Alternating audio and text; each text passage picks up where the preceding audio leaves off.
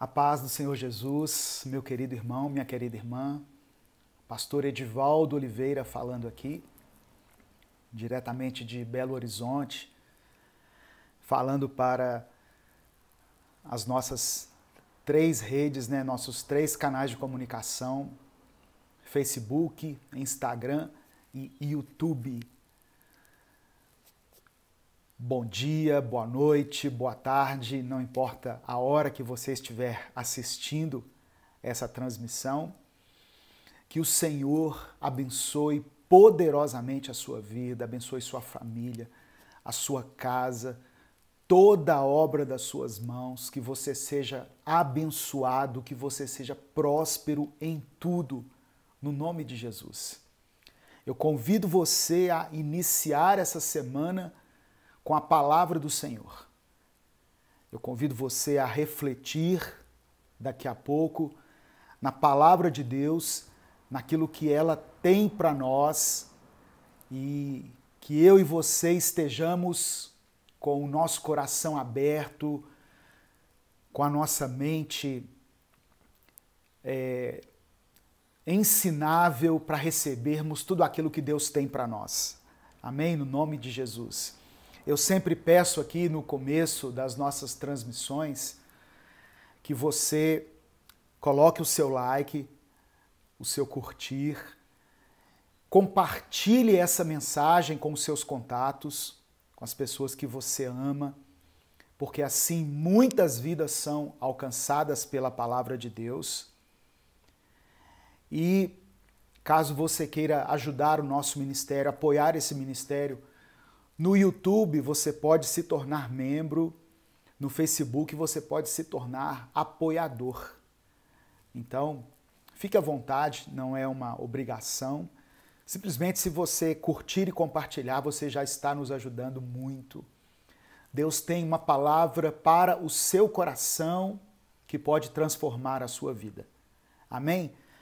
Eu peço que você coloque nos comentários o seu nome, o lugar de onde você está falando e o seu pedido de oração, caso você queira colocar um pedido de oração aí. Ao final dessa mensagem, eu vou orar por você, orar pela sua família. Por isso eu convido você a assistir essa transmissão até o final. Amém? No nome de Jesus. Deixa eu só ajeitar aqui a câmera do Instagram para centralizar mais. Amém. Esse tanto de fio aqui, esse tanto de fio ligado aqui, de microfones, é porque tem um microfone para cada rede, para que o som, principalmente, chegue com qualidade aí para você. Talvez a imagem não chegue aí nessa potência toda, mas o som, nós fazemos de tudo para que ele chegue com qualidade. A fé vem pelo ouvir e não pelo ver, né? Então, eu oro para que essa mensagem chegue até você de uma forma, com uma qualidade de som excelente, para que ela alcance realmente o seu coração e transforme a sua vida, no nome de Jesus. Muitas pessoas já colocando ali o lugar de onde estão falando, o seu nome, o seu pedido de oração. Irmãos, eu quero hoje compartilhar a palavra de Deus com você, uma palavra que o Senhor falou comigo. A semana toda eu tenho meditado nessa palavra, portanto eu vou mencionar aqui alguns versículos. Se você gosta de anotar, pegue aí uma caneta, um papel, um caderno para você anotar esses versículos. Mas a mensagem fica gravada e depois você pode voltar, você pode assistir com calma. Amém? O tema da mensagem é como vencer o mundo. Como vencer o mundo. Eu quero ler inicialmente Evangelho de João, capítulo 16, versículo 33. João, capítulo 16, verso 33, que está escrito assim: Eu lhes disse essas coisas, isso é Jesus está dizendo, eu lhes disse essas coisas para que em mim vocês tenham paz.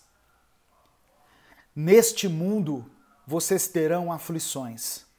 Contudo, tenham ânimo, eu venci o mundo. No mundo vocês terão aflições, mas tenham bom ânimo, eu venci o mundo. Então, irmãos, refletindo aqui nessa palavra, eu quero compartilhar algumas coisas que Deus falou ao meu coração, que Deus transmitiu ao meu coração, ao meu espírito, e eu oro para que a palavra fale com você também na mesma maneira. Jesus venceu o mundo. É isso que ele está dizendo aqui. Outra coisa que ele está falando é que o mundo é um lugar de aflição. Ele está falando isso. No mundo vocês terão aflições. Mas não desanimem por causa disso. Eu venci o mundo. Jesus venceu o mundo. O que isso significa? O que é vencer o mundo? Que mundo é esse que eu tenho que vencer? Que mundo é esse que se apresenta como um inimigo na minha vida e que eu preciso vencer?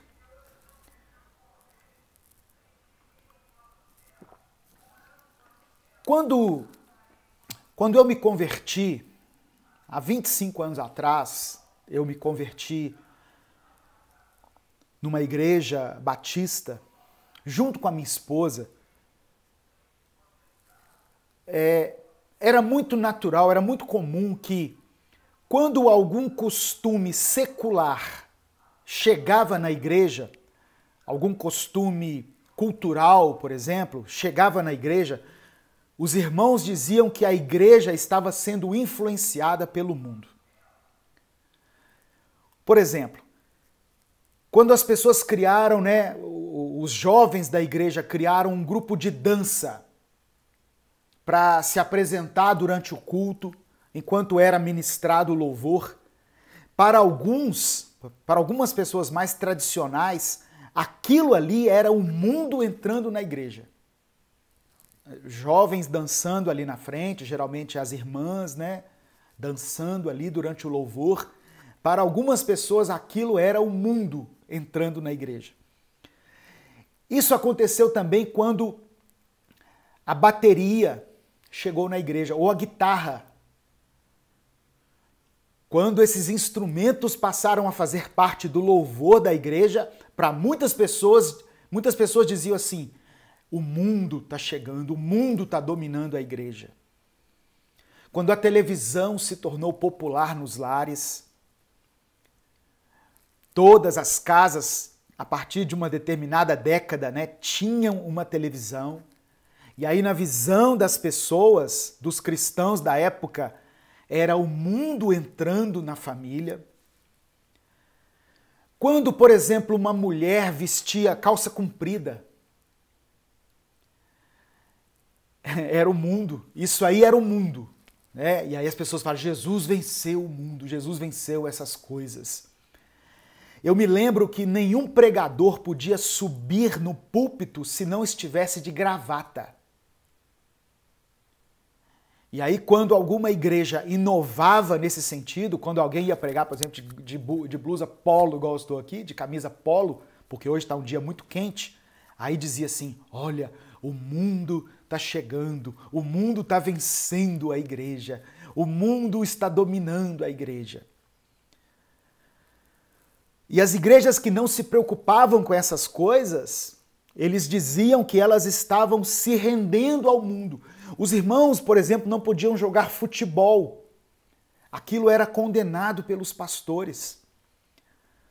Você se lembra de alguma coisa assim nesse sentido?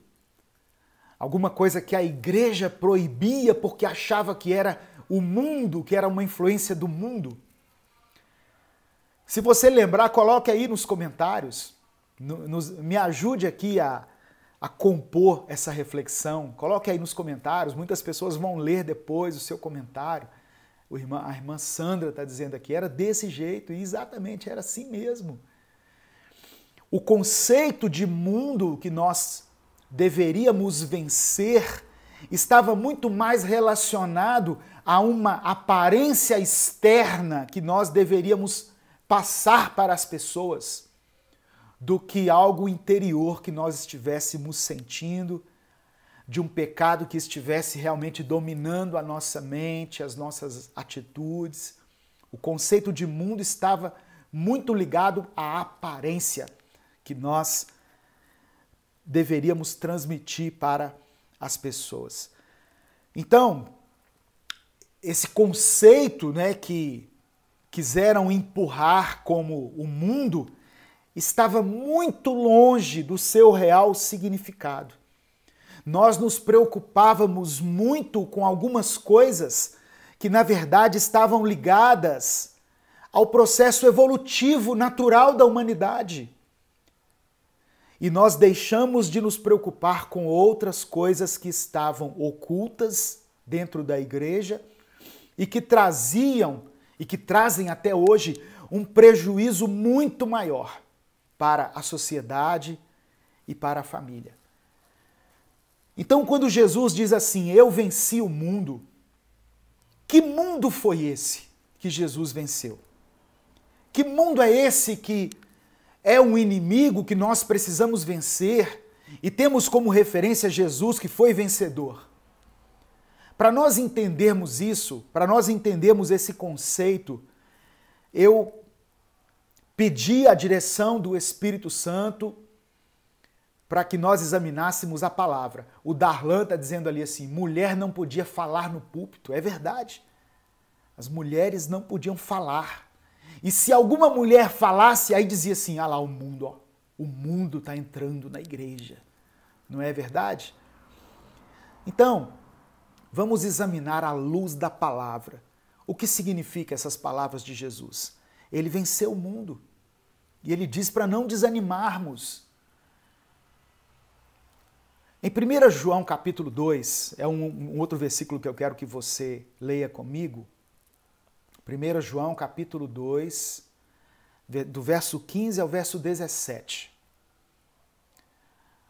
Diz assim, olha, não ameis o mundo, nem o que no mundo há.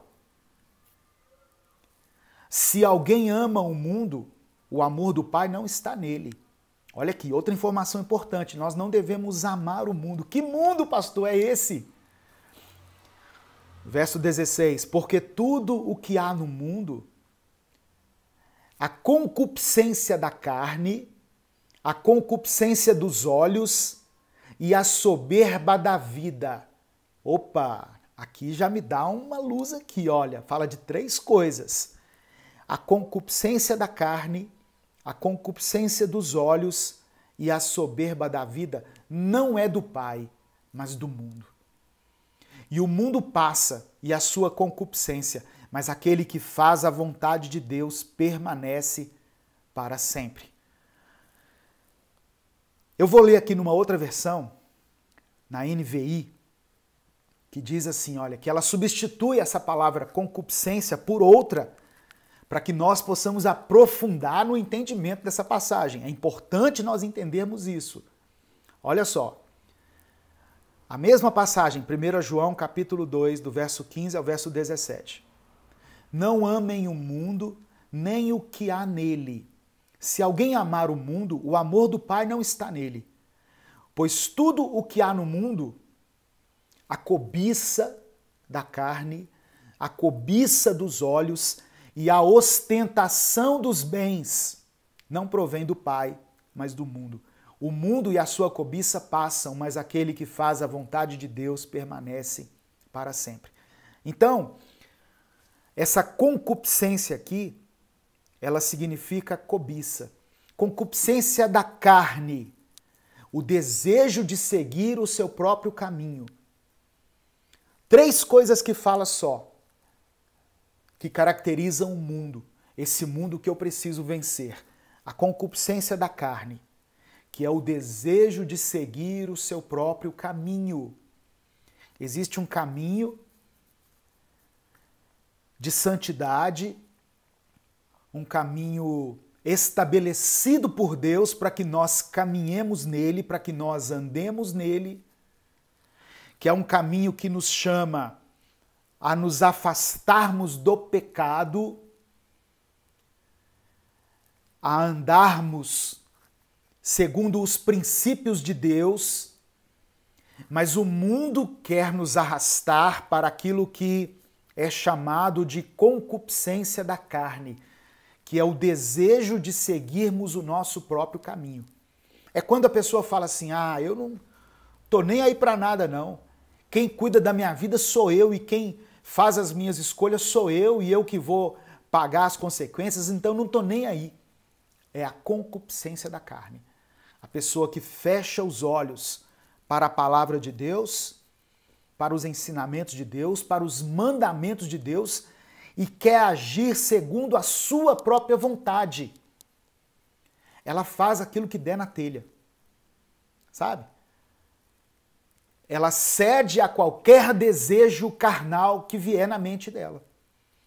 Eu tenho vontade de fazer isso, ela vai lá e faz. Ela não quer saber o que a palavra de Deus diz a respeito. Então isso é a concupiscência da carne. É uma das características do mundo que eu preciso vencer.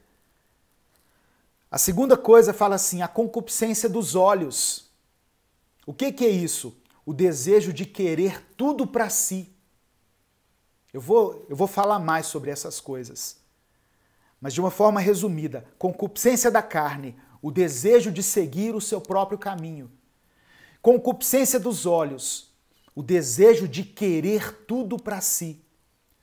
E a soberba da vida é achar que é mais importante do que as outras pessoas. É se achar maior ou melhor do que as outras pessoas. Eu vou falar mais especificamente sobre essas três coisas. Mas eu quero deixar claro aqui para que nós caminhemos nesse entendimento, desse estudo aqui, que o mundo que Jesus diz que venceu não tem nada a ver com usos e costumes que nós combatemos a vida inteira como igreja e que muitas pessoas ainda combatem, mas sim com a concupiscência da carne, com a concupiscência dos olhos e a soberba da vida.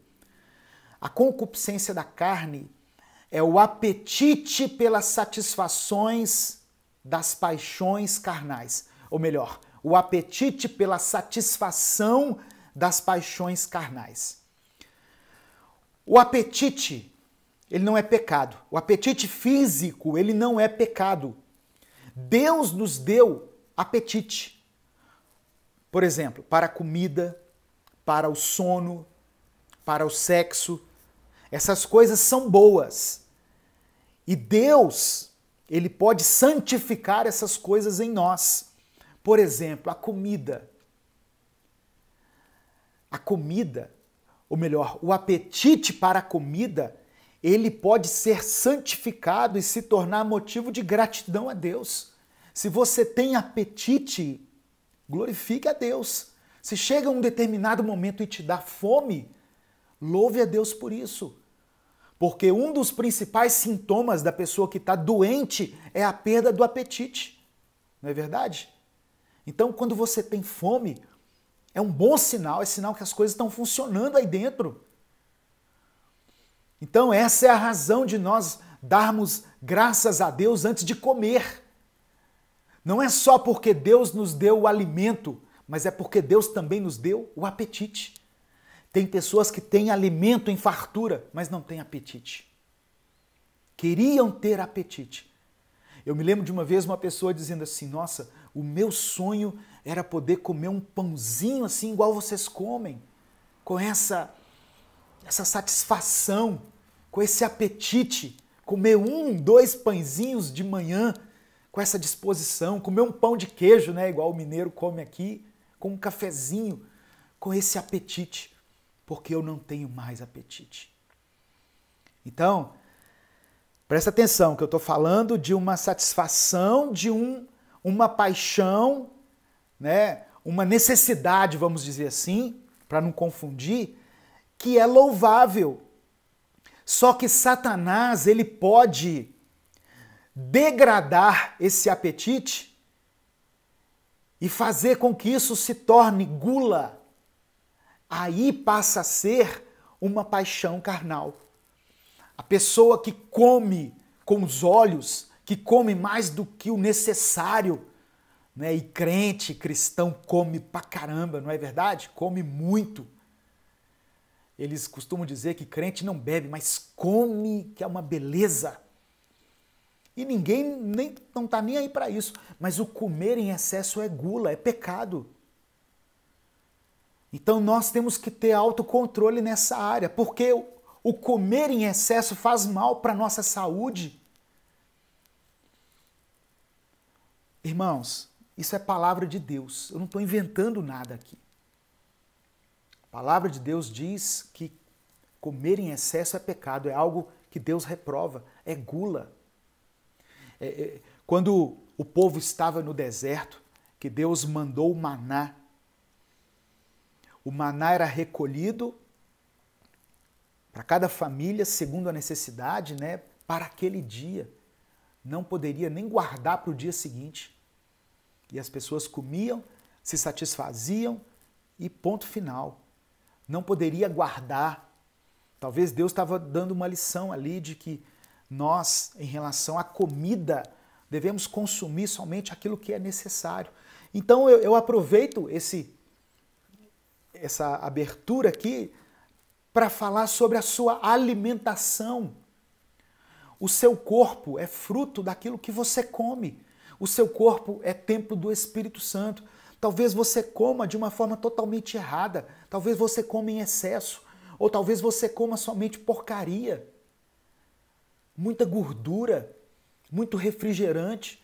Ao invés de consumir água, de consumir coisas saudáveis, frutas, verduras, diminui um pouco os alimentos industrializados que você tem comido. Olha para onde que Deus está nos levando aqui, irmãos.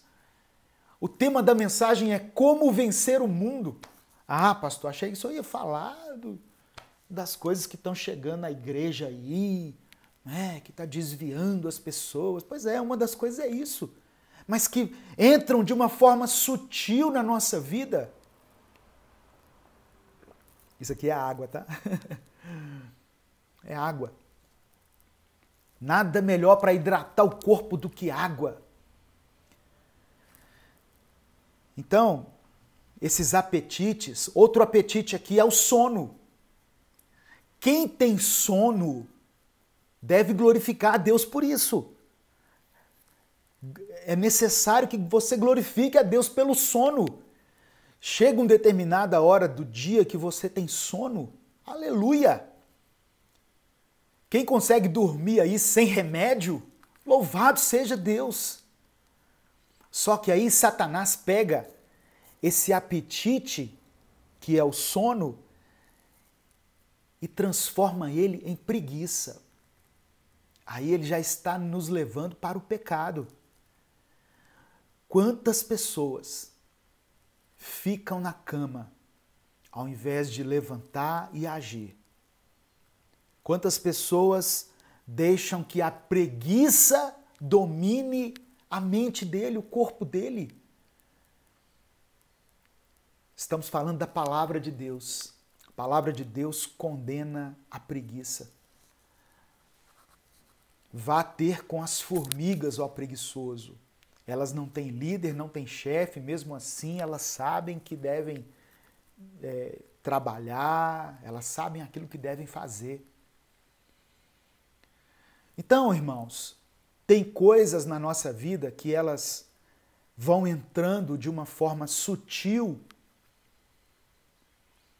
Elas não estão escancaradas como as coisas que nós costumamos combater e identificar como o mundo, né? A roupa, a música, o corte de cabelo, uma tatuagem, pode ou não, mas outras coisas estão entrando de uma forma sutil na nossa vida e vão nos afastando de Deus. O sono é bênção. Você tem sono, dá de noite aí, o sol se põe, você começa a dar sono. Louvado seja Deus, agradeça a Deus pelo sono. É um bom sinal de que a sua mente está normal, de que está tudo funcionando. E não ignore o sono não, viu? Não ignore o sono. Uma das piores coisas é uma noite de sono mal dormida, não é verdade? Outra coisa que é um apetite que Deus colocou em nós é o sexo. A satisfação do apetite sexual dentro dos limites do casamento pode e deve ser santificada por Deus como a expressão de um dom precioso que Deus colocou em nós. E quando nós usamos de maneira correta, glorifica a Deus. Tanto que o ato sexual é a maneira como Deus estabeleceu para que seja perpetuada a raça humana. Através do ato sexual, uma criança é concebida. Não tem nada mais sagrado do que isso, irmãos. Mas durante muitos anos nós ficamos falando assim, olha, Deus criou o homem e o diabo criou o sexo. Nós alimentamos essa ideia, mas não, quem criou o sexo foi Deus. O sexo foi criado por Deus. E quando é feito dentro dos limites do casamento, é uma bênção na nossa vida. Então, se você tem desejo sexual, glorifique a Deus por isso. E dentro do seu casamento, satisfaça esse desejo. Satisfaça o seu desejo, o do seu cônjuge. Isso é bênção aos olhos de Deus. Mas como o mundo deturpa essas coisas? E até no meio da igreja, muitos crentes começam a seguir o padrão do mundo. Pessoas que querem praticar o sexo livre, né, que de livre não tem nada porque escraviza as pessoas, que querem praticar o sexo fora do casamento, fora de uma relação conjugal, aí é o mundo deturpando um apetite que foi colocado por Deus em nós. Pessoas que vivem uma vida dupla em relação ao sexo, na prostituição, na fornicação, no adultério. Então, o grande Deus, com D minúsculo, desse século é o Deus do sexo. E esse sexo aí, que é pregado fora dos padrões bíblicos, ele em nada glorifica a Deus. E ele resulta em tragédia, em destruição de famílias. Amém? Então nós estamos falando de como vencer o mundo. Primeiro eu estou identificando que inimigos são esses que estão no mundo que eu preciso vencer. A seguir, a palavra fala da concupiscência dos olhos. O que é isso? É o desejo incontrolável que leva a pessoa a querer possuir tudo que é atraente a ela.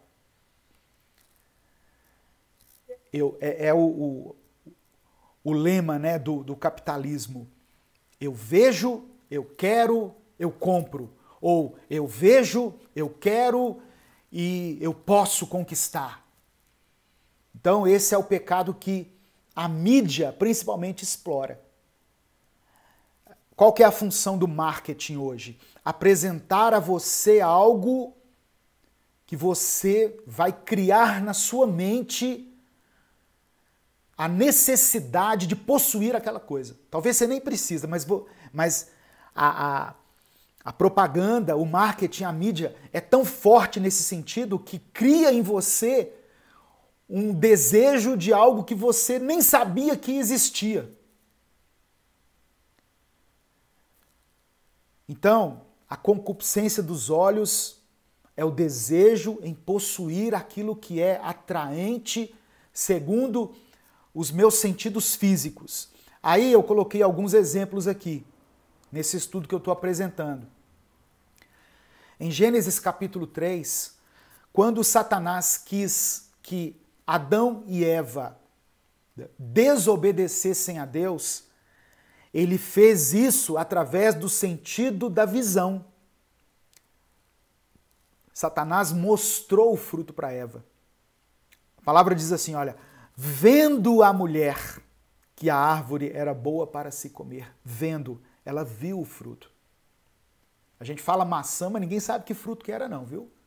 Pode ser um abacaxi, uma pera, uma uva, qualquer coisa. Mas o que é importante notarmos aqui é que aquilo foi visto. A queda se deu inicialmente pelo sentido da visão. Era agradável aos olhos. Foi assim que o pecado entrou no mundo. Em Josué capítulo 7, no verso 20 e 21,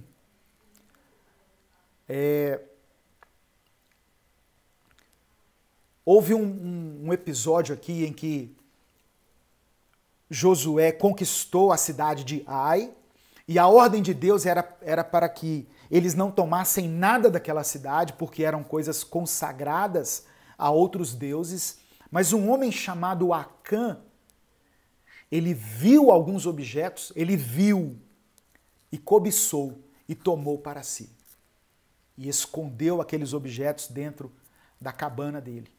E aí a próxima batalha que Israel deveria vencer, que era essa aí da cidade de Ai, ela não venceu, porque havia pecado oculto, um pecado gerado pela visão. Quando Davi caiu em adultério, antes do ato em si, ele viu a mulher tomando banho.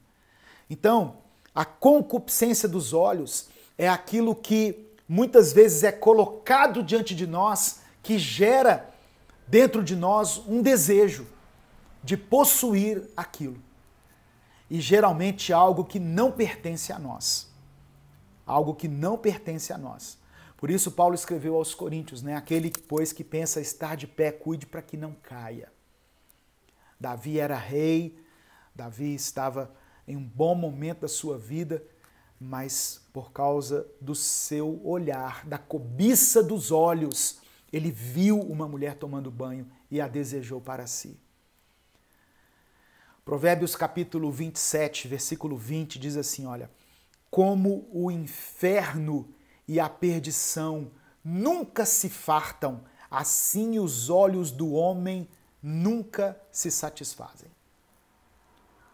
Os olhos do homem nunca se satisfazem.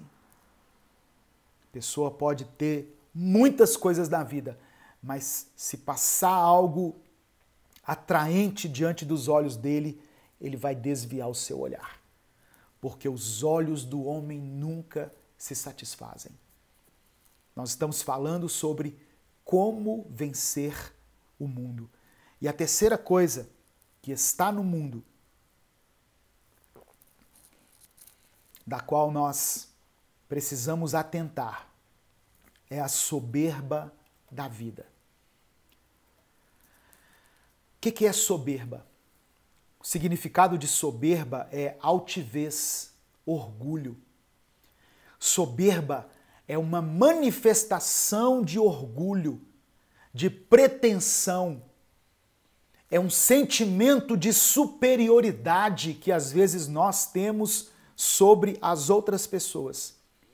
E nós, que somos da Igreja de Jesus, somos soberbos, somos orgulhosos. Nós olhamos para o perdido e no nosso íntimo nós pensamos, eu estou melhor do que ele, eu sou melhor do que ele. Então, uma palavra simples aqui para definir soberba é o orgulho. É o fato do homem não aceitar que tudo que ele tem vem de Deus, que a sua dependência vem de Deus, que Deus é quem é o doador da vida, de que se nós temos algo de bom em nós, alguma habilidade, algum dom, algum talento, alguma prosperidade que alcançamos, tudo isso vem de Deus. Então, como cristãos, como crentes, nós às vezes não damos valor a essas coisas de uma forma devida. Nós queremos dizer que nós é que conquistamos as coisas, sendo que as nossas conquistas elas vêm de Deus.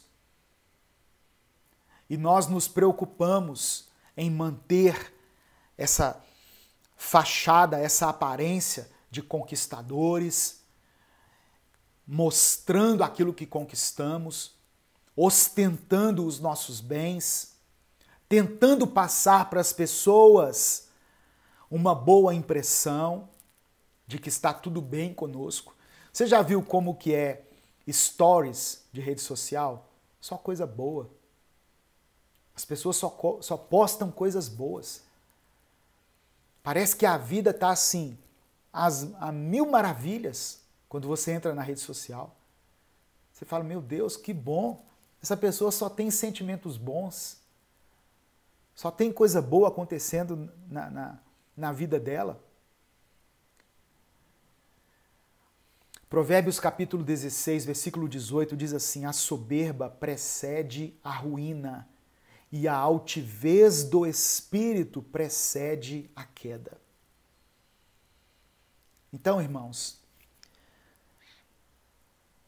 Jesus venceu o mundo. Nós podemos vencer o mundo? Sim, eu vou falar aqui como que vamos vencer o mundo, é o tema da mensagem. Mas eu preciso antes conhecer esse inimigo, saber com quem eu estou lidando. Eu falei da concupiscência da carne, concupiscência dos olhos e a soberba da vida.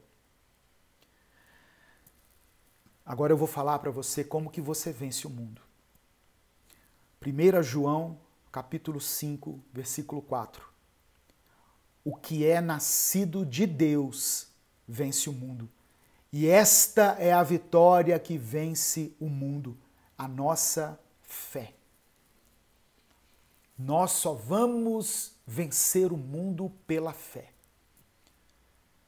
Quando nós clamarmos a Deus, quando nós pedirmos ao Espírito Santo que a fé seja gerada em nosso coração, quando nós pararmos um tempo do nosso dia para examinarmos a palavra do Senhor, porque a fé é gerada pela palavra de Deus, pelo ouvir a palavra. Por isso, nós aqui do Ministério Minuto com Deus fazemos de tudo para que a palavra seja enviada a milhares de pessoas todos os dias, porque essa palavra vai gerar fé e essa fé vai fazer com que você seja vencedor sobre o mundo. Amém? No nome de Jesus. Um erro da igreja hoje em dia, sabe qual que é? É achar que ela vai eliminar o mundo. Não. A igreja não vai conseguir eliminar o mundo, mas ela vai vencer o mundo. Tem problemas que Deus não vai resolver na sua vida. É muito duro falar isso, mas tem problemas que Deus não vai resolver na sua vida. Ao invés de eliminar o problema, Deus vai fazer com que você consiga caminhar acima desse problema. E é isso que acontece em relação ao mundo. Deus não vai nos tirar do mundo. Deus não vai levar você para um lugar onde tudo funcione direitinho para que você fique ali como se estivesse numa redoma intocável, um lugar onde não exista pecado, onde não exista as paixões carnais, onde não exista a concupiscência dos olhos, né, onde não exista a soberba da vida. Mas Deus vai fazer você caminhar acima dessas coisas. Deus vai te fazer vitorioso sobre essas coisas. Quer ver? Repare a oração de Jesus em João capítulo 17. E nós já vamos caminhando para o final. Eu quero ler com você essa oração que Jesus fez a Deus. E aqui ele fala sobre o mundo. João capítulo 17, você pode abrir. Eu vou ler do verso 11 ao verso 21. João capítulo 17, do versículo 11 ao versículo 21. Olha o que Jesus está falando para Deus. Não ficarei mais no mundo. Jesus estava partindo do mundo. Mas eles, os discípulos, ainda estão no mundo. E eu vou para ti. Pai Santo, protege-os em teu nome, o nome que me deste, para que sejam um, assim como somos um. Enquanto estava com eles, eu os protegi e os guardei pelo nome que me deste. Nenhum deles se perdeu, a não ser aquele que estava destinado à perdição, para que se cumprisse a Escritura. Jesus falando aqui de Judas, que foi o traidor. E o versículo 13, agora vou para ti, mas digo essas coisas enquanto ainda estou no mundo, para que eles tenham a plenitude da minha alegria. Dei-lhes a tua palavra, e o mundo os odiou, pois eles não são do mundo. Eu e você não somos do mundo. Nós estamos passando pelo mundo e vamos vencer o mundo, mas nós não somos daqui. Como também não sou, disse Jesus. Não rogo que os tire do mundo, mas que os proteja do maligno. Olha o que Jesus está dizendo para Deus: Senhor, eu não peço que o Senhor tire eles do mundo. Eu sei que o Senhor não vai fazer isso. Eu sei que o mundo não será eliminado da vida deles, mas os proteja do mal. Eles não são do mundo, como eu também não sou. Santifica-os na verdade. A tua palavra é a verdade. Assim como me enviaste ao mundo, eu os envio ao mundo. Jesus não nos tirou do mundo, pelo contrário, ele nos enviou ao mundo. Em favor deles eu me santifico, para que também eles sejam santificados em verdade. Minha oração não é apenas por eles. Eu rogo também por aqueles que crerão em mim. Olha aqui, Jesus, há mais de 2000 anos atrás, estava orando aqui por você e por mim. Ele está dizendo, eu não estou orando somente pelos discípulos aqui, por Pedro, João, Tiago, não. Eu estou orando por aqueles que futuramente vão crer em mim. Ele está falando de mim e de você. Por meio da mensagem, para que todos sejam um, para que haja unidade. Como tu está em mim e eu em ti, que eles também estejam em nós, para que o mundo creia que tu me enviaste. Então, irmãos, Jesus não eliminou o mundo. Jesus venceu o mundo. Ele passou pelo mundo sem se contaminar com o mundo. E é isso que ele proporciona a nós por meio da fé. A maneira como nós iremos vencer o mundo é pela fé. É nos alimentando com a palavra de Deus, é nos santificando, é identificando aquilo que nós realmente precisamos vencer. O mundo existe. Isso é fato. A palavra de Deus diz que aquele que tem amizade com o mundo se torna inimigo de Deus. Então, ele é realmente um inimigo a ser vencido. Mas eu preciso conhecê-lo, eu preciso saber contra quem eu estou lutando.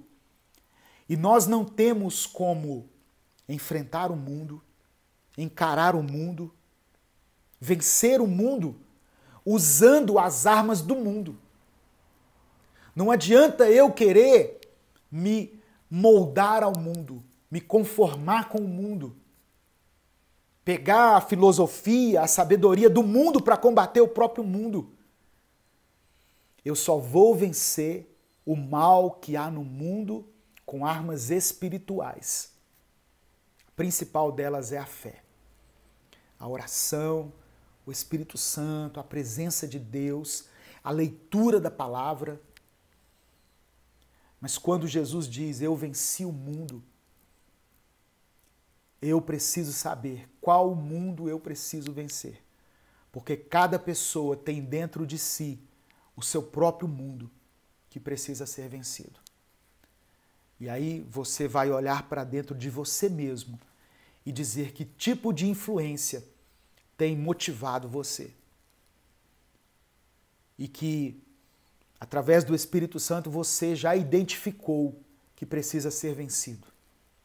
Eu não estou falando de cabelo, eu não estou falando de roupa, eu não estou falando de tatuagem, eu não estou falando de música.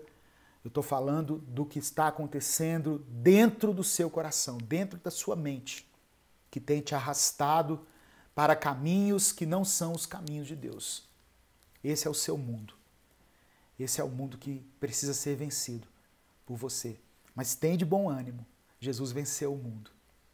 Jesus venceu o mundo. Amém? Se você puder, onde você estiver, feche os seus olhos, curve a sua cabeça e vamos orar. Vamos falar com Deus. Coloque o seu pedido de oração, coloque o seu nome, o lugar de onde você está falando, caso você não tenha colocado ainda. Se inscreva no canal, compartilhe essa mensagem. Eu quero orar por você, pela sua família, para que você vença o mundo.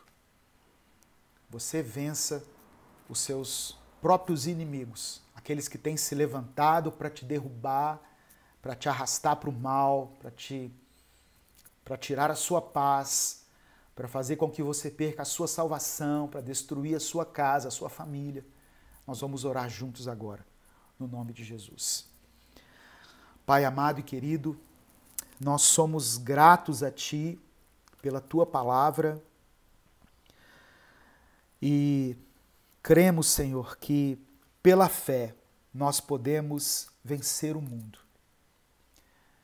Nós sabemos que nesse mundo nós teremos aflições, nós teremos dias maus, nós teremos grandes dificuldades, mas pela fé no Senhor nós cremos que poderemos ser vitoriosos diante do mundo. Deus, que através dessa palavra, esse irmão, essa irmã que estão ouvindo, possam identificar quais são os inimigos que o mundo trouxe até eles, para que sejam vencidos, para que sejam derrotados. Não permita, Senhor, que o mundo nos derrube, que o mundo nos vença, que o mundo predomine sobre o nosso caráter, sobre as nossas escolhas, sobre as nossas atitudes, mas que nós possamos ser vitoriosos em tudo, em tudo. Que a nossa mente seja alimentada pela Tua palavra, que nós possamos ter dentro de nós a presença do Teu Espírito e que assim nós possamos caminhar triunfantes, mesmo diante de tanta dificuldade, diante de tantos problemas que nós sabemos que iremos enfrentar nessa vida. Visita agora essa família, visita esse irmão, essa irmã, e que eles possam receber no Espírito essa palavra e que eles possam vencer o mundo, porque sabemos que a Tua fé, colocada em nós pelo Senhor, ela nos faz mais que vencedores. Por isso nós oramos e Te agradecemos no nome de Jesus. Amém. O Senhor te abençoe e te guarde. O Senhor faça resplandecer o seu rosto sobre ti e tenha misericórdia de ti. O Senhor sobre ti estenda a tua face e te dê a paz. Que Deus te abençoe. Uma semana de bênção, de vitória para você, para sua família, para toda a sua casa aí, no nome de Jesus. Amém.